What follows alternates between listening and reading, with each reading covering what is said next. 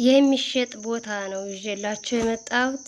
ድሌ ሮቃ ቦታ መግዛት ለምትፈልጉ አሪፍ አካባቢ የሆነ ነው። አሰላሙ አለይኩም ወራህመቱላሂ ወበረካቱ። ውድና የተከበራችሁ የሙነይማ ቻናል ቤተሰቦቼ እንዲቆያችሁ አልሐምዱሊላህ ከኛ ጋር ሰላም ነው። የእናንተም ሰላም ብዝት ትርፍ ይበል። ዛሬ ይዤላችሁ የመጣሁት ያው የሚሸጥ ቦታ ይዤ ነው። ቪዲዮውን ላይክ ሼር ያደረጋችሁ ጀምሩት።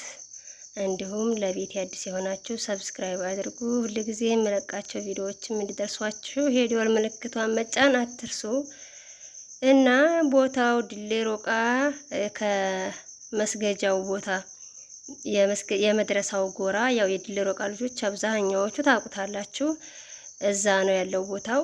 እንደምታዩት በጣም ሰፊ ነው እና ቦታው በጣም ትልቅ ነው። ሁለት ትላልቅ ቤት የሚያሰራ ቦታ ነው እና ይሄን ቦታ እንዳያመልጣችሁ። ዋጋው በዛ ላይ በጣም ርካሽ ነው። ሀቂቃ ያው ተከራክራችሁ ምናምን ሳይሆን ቁርጥ ያለ ዋጋ ነው የምነግራችሁ። ይሄንን ቦታ መግዛት ከፈለጋችሁ 200 ሺህ ብር ብቻ ነው። ቤተሰቦቻችሁን መተው አይተው ያለውን ነገር ደግሞ ቦታ ዋጋው እዚህ በታይ አይቀንስም። በጣም ትልቅ ቦታ ነው። ቤተሰቦቻችሁን አሳዩ፣ ጠይቁ በደንብ ማለት ነው። ይሄን እንደምታዩት የመስገጃው ጎራ ወይም የመድረሳው ጎራ ይባላል።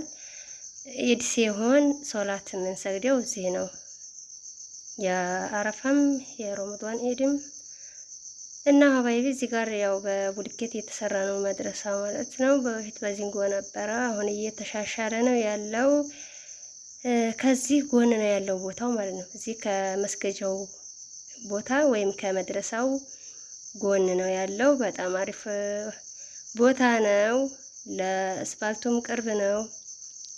በጣም የመስገጃው ቦታ የሚያመጣው መስበር በዛ በኩል ባለው ደረጃ አንድ ነው። ይሄ የሚታያቸዋል ወደ መስገጃው የምንመጣበት አስፋልት ነው።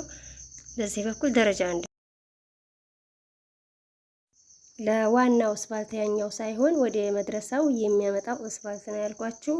በተረፈ ደግሞ ቤተሰቦቻችሁ በደንብ አይተው ይግዙላችሁ፣ አያመጣችሁ። አሪፍ ቦታ ነው። የዛሬ ቪዲዮ ይህ ነው።